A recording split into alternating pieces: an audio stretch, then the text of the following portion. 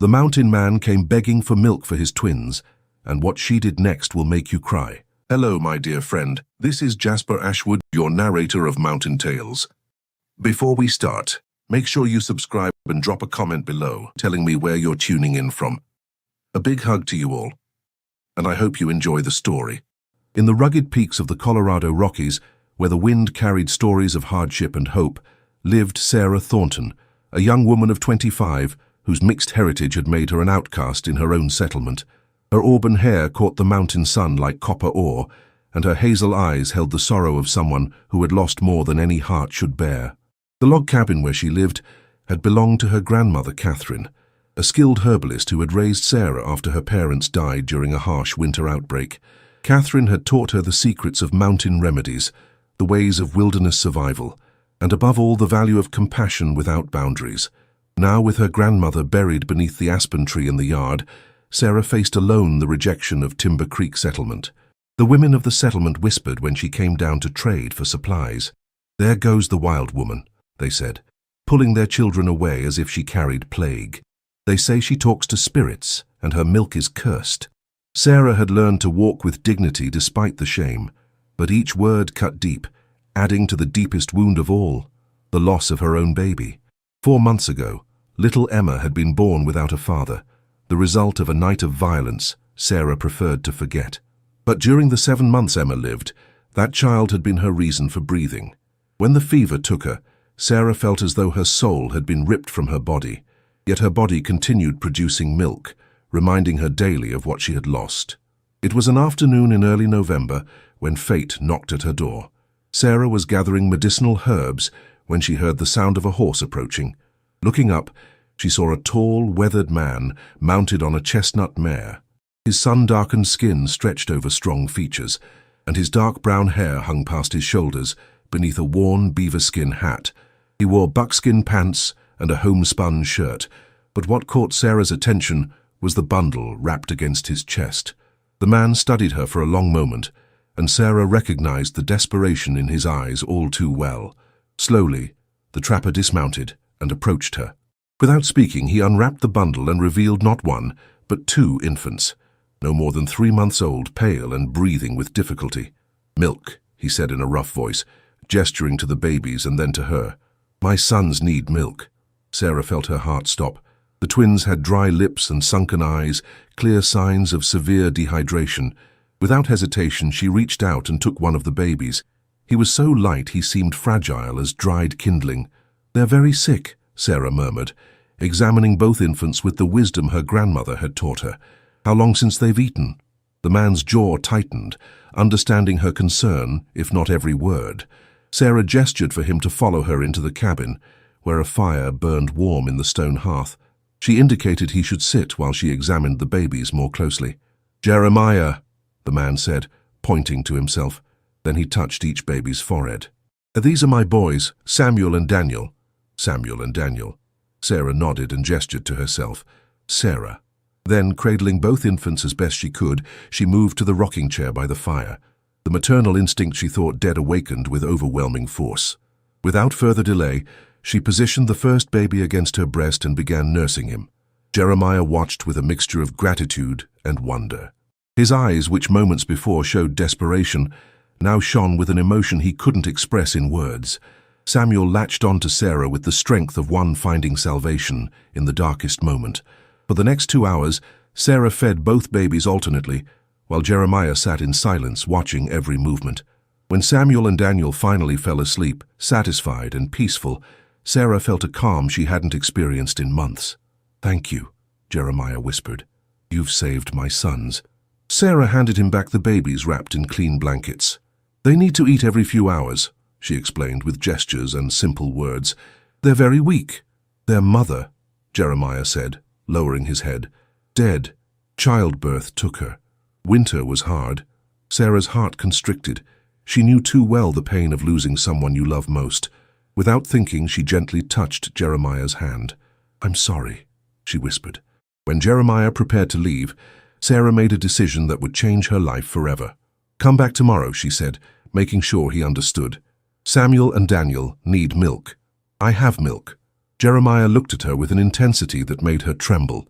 He nodded slowly and mounted his horse. Before leaving, he placed his hand over his heart and then extended it toward her, a gesture of respect and gratitude that transcended words.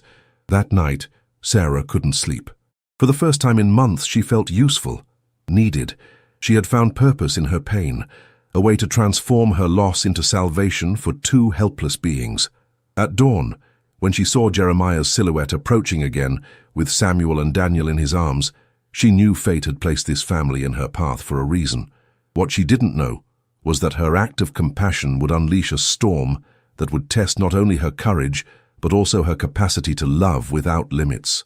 The people of Timber Creek Settlement would soon learn that Sarah Thornton was nursing the children of a mountain trapper, and the fury of those who couldn't understand true love would rise like a storm, ready to destroy everything that had begun to heal. The following days became a sacred routine for Sarah. Each morning, shortly after sunrise, Jeremiah appeared with little Samuel and Daniel in his arms. The twins had begun to regain color in their cheeks, and their dark eyes showed a liveliness they hadn't possessed when they first arrived. Sarah felt as though her broken heart was beginning to heal each time she fed the boys. Jeremiah didn't speak much, but his presence filled the cabin with an energy Sarah had forgotten existed. He watched as she cared for Samuel and Daniel with a devotion that transcended words. Sometimes when the babies slept after feeding, Jeremiah and Sarah sat together in silence, communicating with glances and simple gestures that said more than 1,000 words. One afternoon, while Sarah rocked Daniel to sleep, Jeremiah began to speak of his life in the mountains. Though his words were few, Sarah understood the tone of gratitude and something deeper she didn't dare identify. Their eyes met over the sleeping baby's head, and for a moment, the world stopped. "You're a good mother," Jeremiah said quietly. The words reached Sarah's heart like healing balm, but the peace of those moments couldn't last forever. Timber Creek Settlement was small, and secrets never stayed hidden for long. It was Martha Webb, the settlement's busybody, who first saw Jeremiah leaving Sarah's cabin one early morning. Her eyes widened, recognizing the unmistakable figure of a wilderness trapper with questionable morals. By noon, the entire settlement was talking about Sarah's betrayal. The men gathered at Silas Crawford's general store, where Crawford, a prosperous merchant who had appointed himself the settlement's moral leader, held court. Silas was a middle-aged man with a thick mustache and small eyes that gleamed with cruelty when he spoke of maintaining civilized standards. "That wild woman is nursing some drifter's spawn," Silas declared, slamming his fist on the counter. "What's next? Will she invite every vagrant and savage to settle in our community?" The other men nodded with indignation. For them, mountain men like Jeremiah were little better than the Indians they traded with, dangerous, uncivilized creatures who should be driven away. The idea that a woman from their own settlement would help one was unforgivable. "Something must be done before it's too late," muttered Thomas the blacksmith. "My wife says she sees that trapper every morning. He's probably scouting our defenses." But not everyone in the settlement shared that opinion. Reverend Marcus Whitfield, an elderly minister who had come to the settlement years ago, had heard the rumors with growing concern.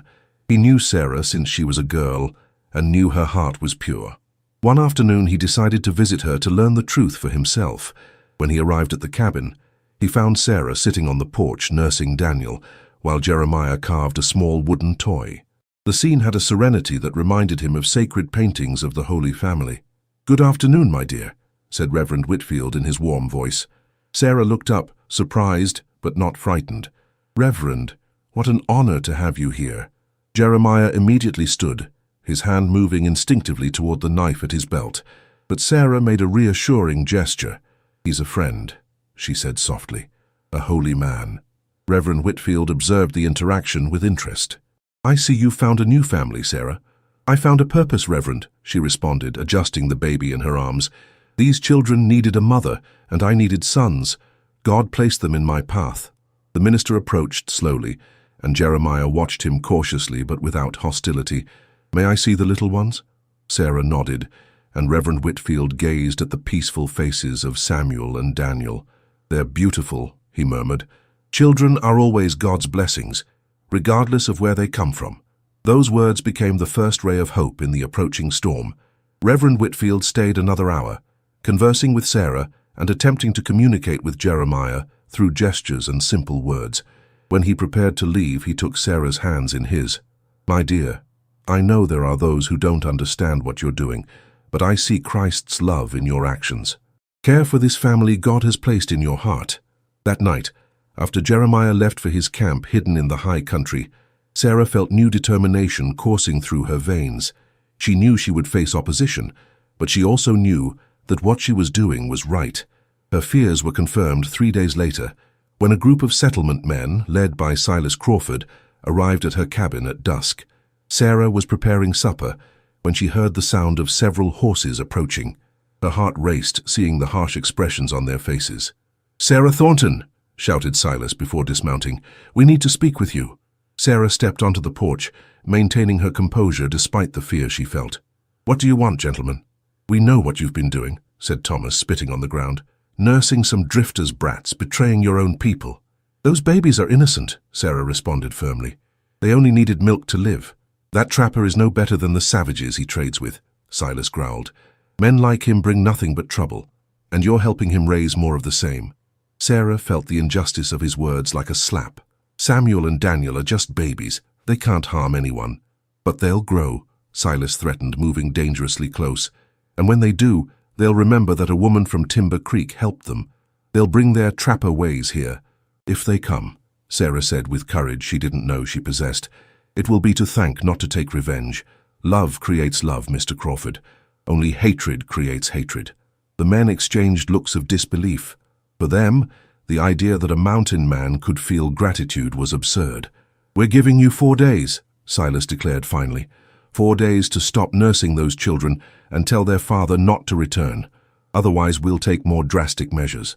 After they left, Sarah trembled for several minutes, but when she calmed, her resolve was stronger than ever.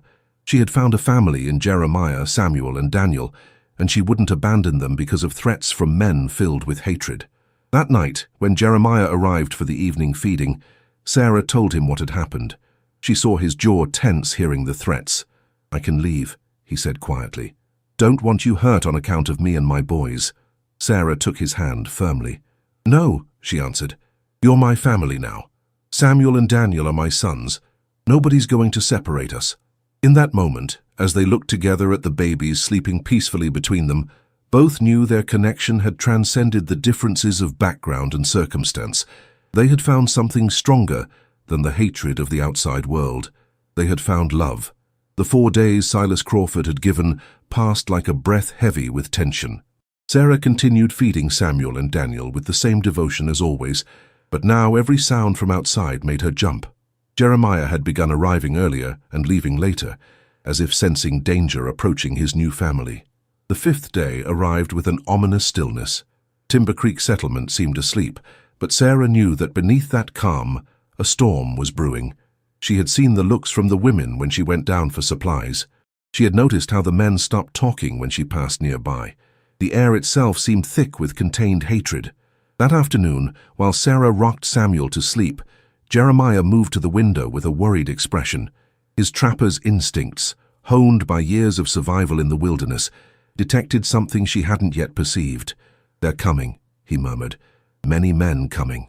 Sarah felt her blood turn to ice. She stood with Samuel in her arms and moved to the window.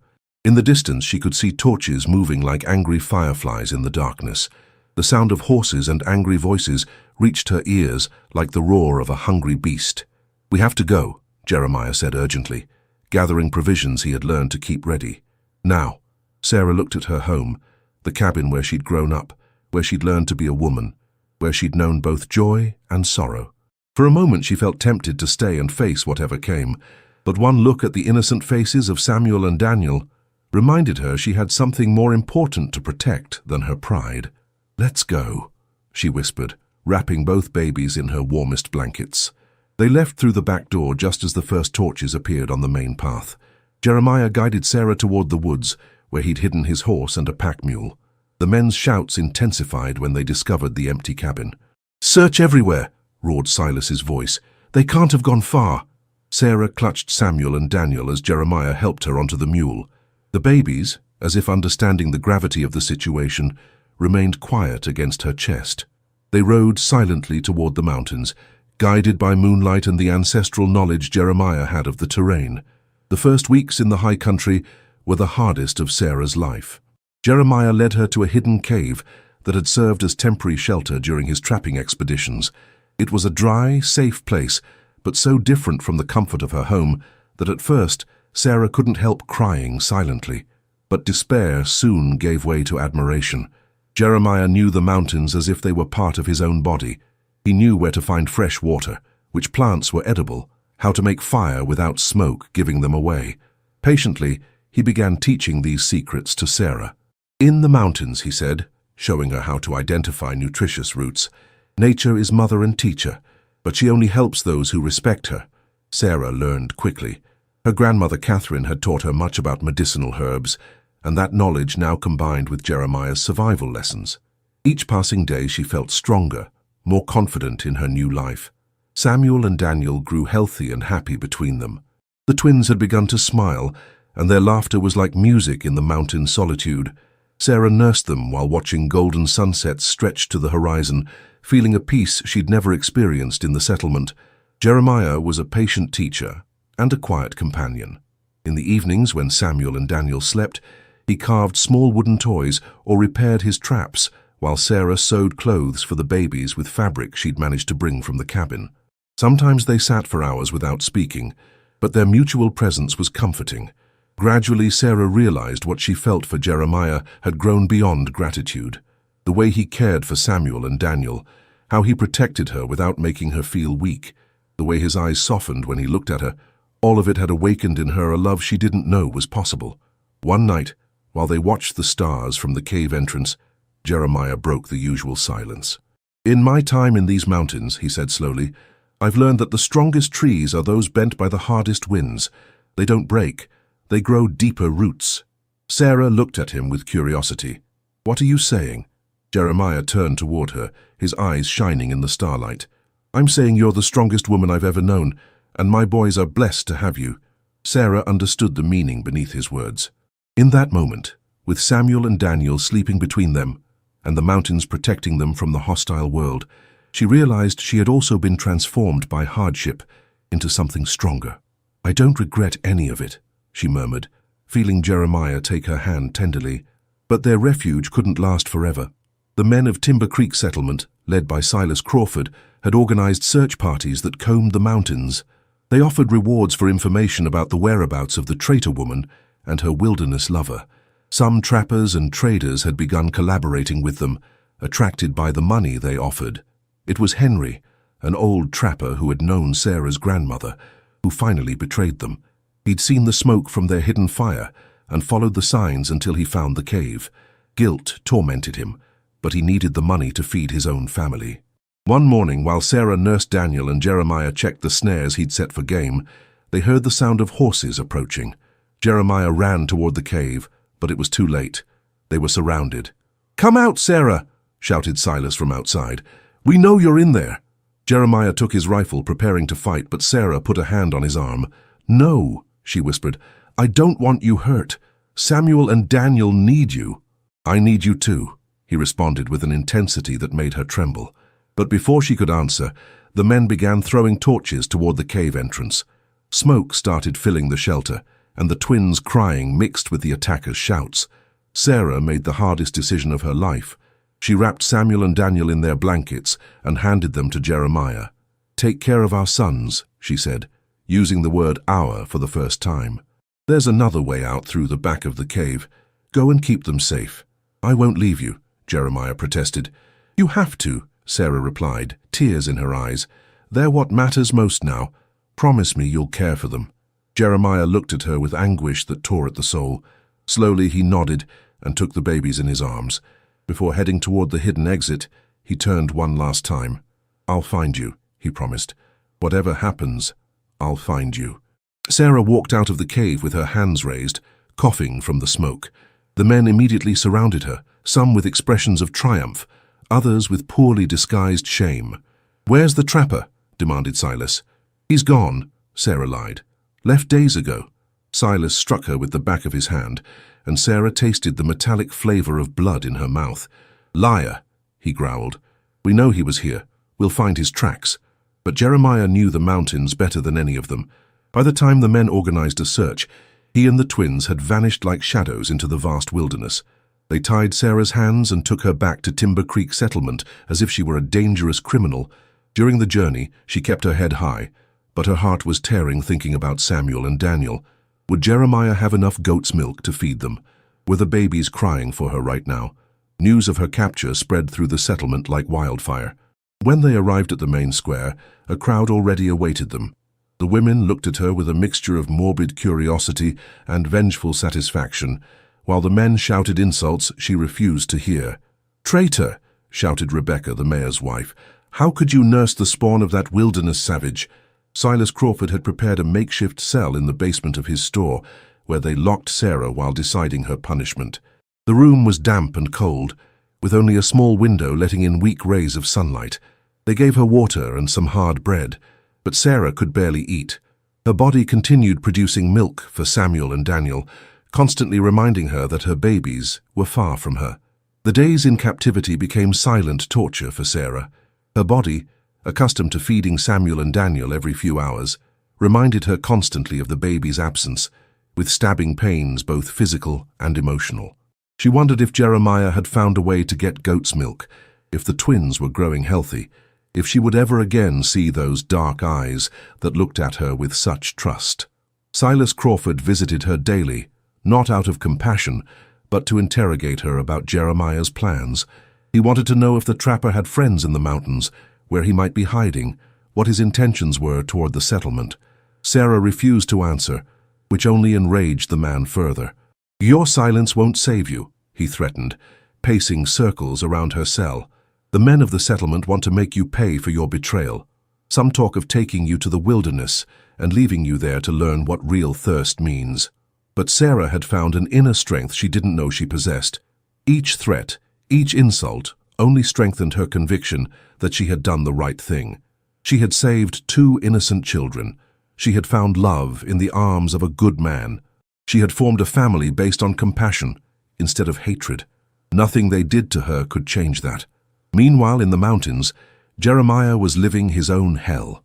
Samuel and Daniel cried constantly, rejecting the goat's milk he'd obtained with enormous difficulty. The twins had lost weight, and their weak crying tore at the trapper's heart. He knew that without Sarah, his sons wouldn't survive much longer. During the nights, Jeremiah descended stealthily toward the settlement, watching from the shadows the store where they held Sarah prisoner. He'd studied every entrance, every guard, every moment of vulnerability.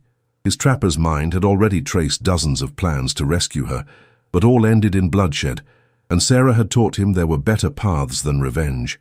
One night, while contemplating the stars with Samuel and Daniel feverish in his arms, Jeremiah made a desperate decision. He wrapped the babies in his best blankets and rode toward the settlement, but not to attack. He went directly to the church, where he knew he'd find Reverend Whitfield. The elderly minister was saying his nightly prayers when he heard soft knocking at the vestry door. Opening it, he found Jeremiah holding 2 babies who were clearly sick. The trapper didn't need words. His desperation was evident. "They're dying without her," Jeremiah murmured in his rough voice. "They need their mother."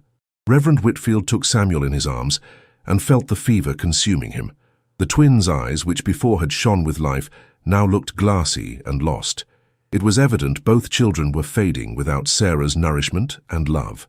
"This is the devil's work," the minister murmured, but he wasn't referring to the babies. He spoke of the cruelty of men who had separated a mother from her children. "Come with me, son. It's time someone in this settlement remembered what Christian compassion means." Reverend Whitfield walked directly to Crawford's store, with Jeremiah following at a cautious distance.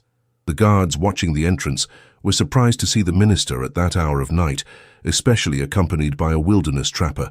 "Reverend, you can't be here with that," stammered one of the guards, pointing at Jeremiah with contempt. "This man isn't here to cause harm," Reverend Whitfield declared with an authority he rarely showed. "He's here to save his sons' lives. And I'm here to remind you that Jesus Christ taught us to care for the weakest and most defenseless." Silas Crawford appeared at the door, awakened by the voices. His expression changed from irritation to fury when he saw Jeremiah. "How dare you bring that savage to my store?" he roared. "This savage, as you call him, is a desperate father," Reverend Whitfield replied, showing him Daniel sick in his arms. "And these children are dying because you've separated a mother from her sons. Is that what you understand by Christian justice?" Some neighbors had begun gathering, attracted by the raised voices. Among them was Martha Harrison, an older woman who'd been a midwife for decades. When she saw Daniel in the minister's arms, her maternal instinct activated immediately. "Good Lord," she murmured, approaching. "These babies are very sick. Look how pale they are, how their eyes shine with fever." "They're just wilderness brats," Silas growled. "Let them die. One less problem we'll have to deal with in the future." Silas's words fell like stones in still water. Even some of his most loyal followers felt uncomfortable with the cruelty of his statement. They were talking about letting helpless babies die. "Since when is a child our enemy?" asked Martha with indignation. "Since when do we allow innocents to suffer for adult sins?" Reverend Whitfield seized the moment of hesitation. "Let me see Sarah," he requested. "Let her feed these children. Afterward, if you want to judge her, do so. But don't allow babies to die because of your thirst for revenge." Silas found himself in a difficult position. Rejecting a minister's request in front of the entire settlement could turn them against him, especially with Martha and other women watching with increasingly disapproving expressions. 10 minutes, he conceded finally, and under strict watch. If that trapper makes one suspicious move, we kill him on the spot. They descended to the basement where they held Sarah prisoner. When she saw Reverend Whitfield enter, followed by Jeremiah with Samuel and Daniel in his arms, she thought she was dreaming, but the weak crying of the babies brought her back to reality. "My boys," she whispered, extending her arms. Jeremiah handed her Samuel and Daniel, and Sarah immediately felt how hot their little bodies were. Without caring who watched, she positioned both babies against her chest and began nursing them. Samuel and Daniel latched onto her with the desperation of those finding water in the desert. "They've been very sick," Jeremiah explained quietly. "Won't eat anything else. They need you." Sarah felt tears rolling down her cheeks as she gazed at the gaunt faces of the twins. "I'm sorry, my loves," she murmured. "Mama's here now." The men who had come down to watch felt strangely moved by the scene. There was something deeply human and universal in the act of a mother feeding her children. Even Silas, despite his hardness, couldn't avoid feeling a pang of what might have been compassion. As Samuel and Daniel fed, their breathing calmed and a bit of color returned to their cheeks. The change was so evident that even the most skeptical had to admit the babies desperately needed Sarah. "These children will die without her," Martha murmured, having insisted on coming down to see for herself. "She's their mother in every sense except blood." Reverend Whitfield nodded. "Our mother's love knows no boundaries of race or origin.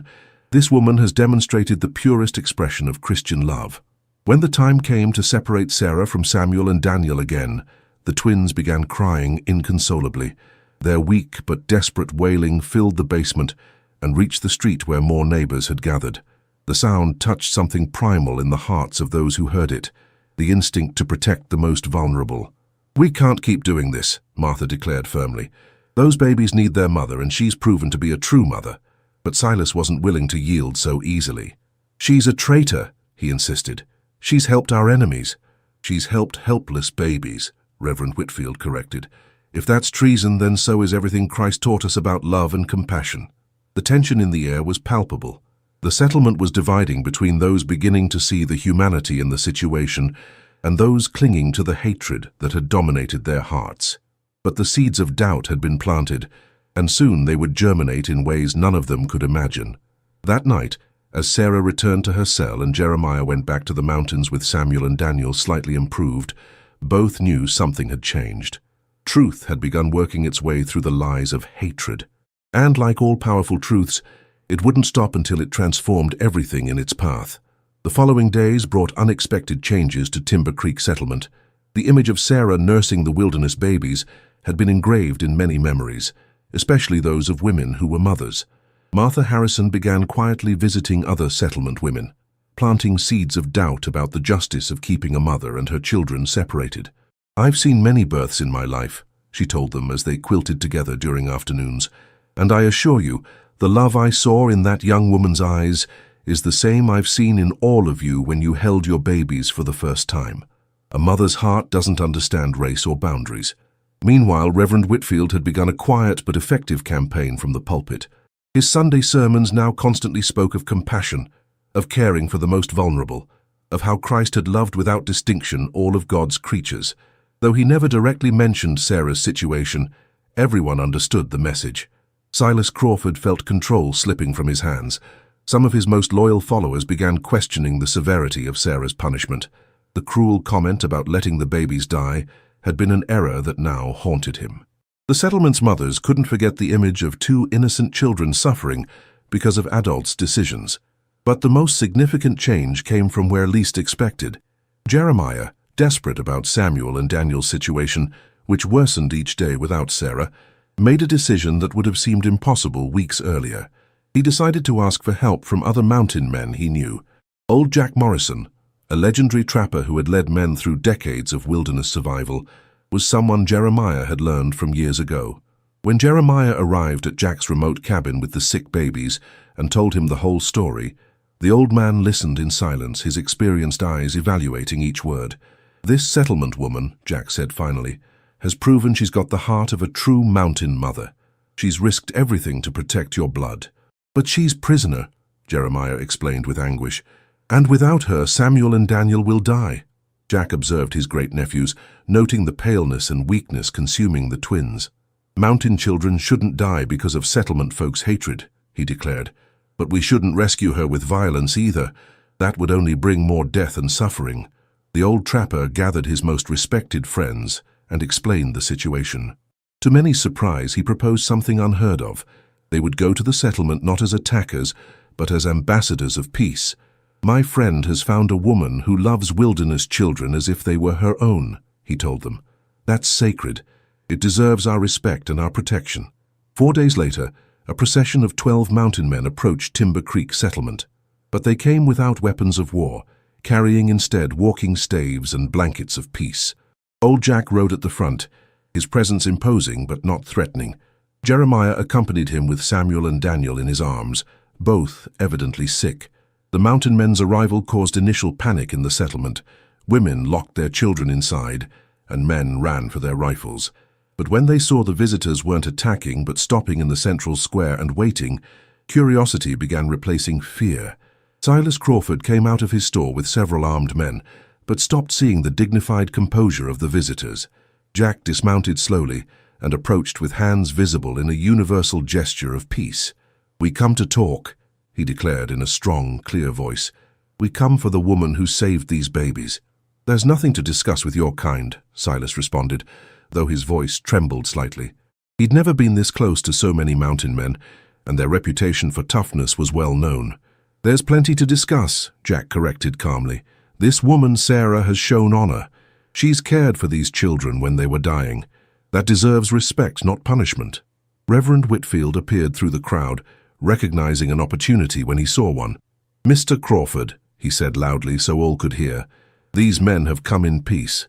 As Christians, we have an obligation to listen to them." Martha Harrison also approached, followed by several settlement women. When she saw Samuel and Daniel in Jeremiah's arms, pale and clearly sick, her maternal heart was moved. "Those poor babies are so ill," she murmured, and her comment was heard by those around her. Jack observed the changing expressions on the settlers' faces. He'd lived long enough to recognize when hearts began softening. "Your people and mountain folk have had troubles for years," he continued, addressing the entire gathered crowd now. "We've lost sons, brothers, friends. But this woman has shown there's another way. She saw children who needed a mother and became that mother. She didn't see enemies. She saw God's children needing help." The mountain man's words, especially the reference to God, touched many present. Reverend Whitfield seized the moment. "This man speaks truths we as Christians should recognize," he declared.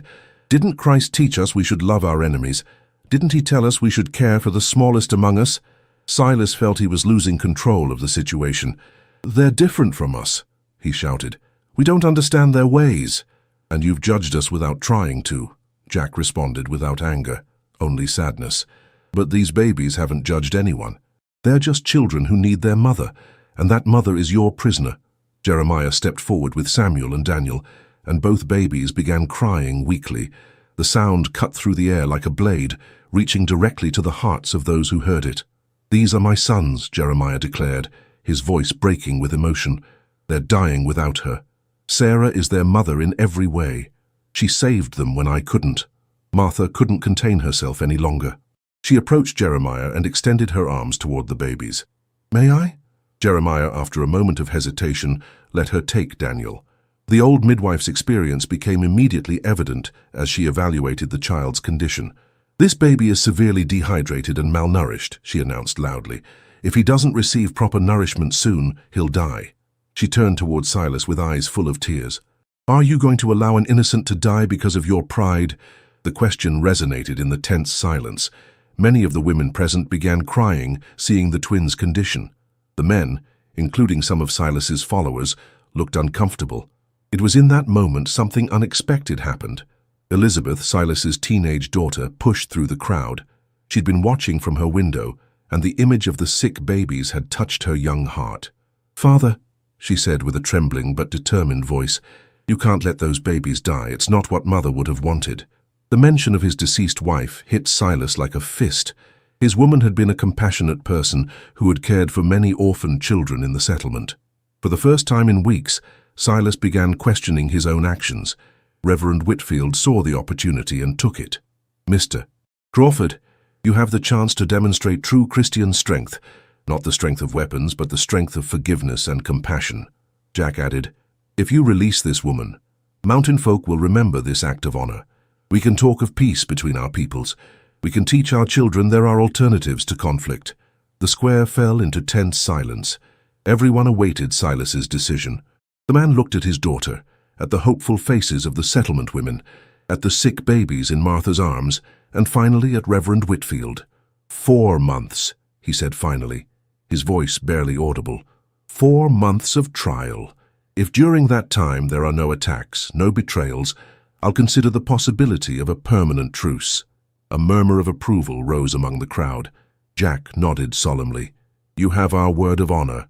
No mountain man will cause trouble in this settlement while the woman is treated with respect." When they released Sarah from her cell, she emerged blinking under the sunlight, not believing what she saw. Jeremiah immediately approached with Samuel and Daniel, and when the twins saw her, their cries became sobs of relief. "My boys," Sarah whispered, taking them in her arms. "Mama's here." The reunion between mother and sons was so emotional that even some of the hardest men felt tears in their eyes. Samuel and Daniel clung to Sarah as if they never wanted to let go, and she nursed them right there in the square, not caring who watched. Jack approached Sarah, and in a gesture of deep respect he bowed before her. "You're a true mother," he told her. "Mountain folk honor you." The following months brought profound changes to Timber Creek settlement. Sarah, Jeremiah, Samuel, and Daniel established themselves in a small house on the settlement's outskirts, where they lived quietly under the protection of both mountain folk and settlers who had learned to respect them. Samuel and Daniel grew strong and healthy, becoming the living bridge between two ways of life. They learned both the wilderness skills of their father and the community values of the settlement, and their innocent laughter had melted the hardest hearts in Timber Creek. The women who had once despised Sarah now came to her for advice on herbal remedies and childcare.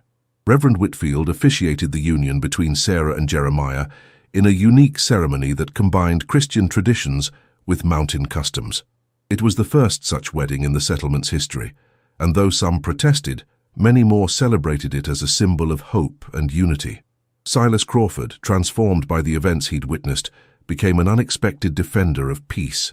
His daughter Elizabeth and a young trapper named Cole, one of Jack's apprentices, began their own friendship that promised to continue the legacy of understanding between the two communities.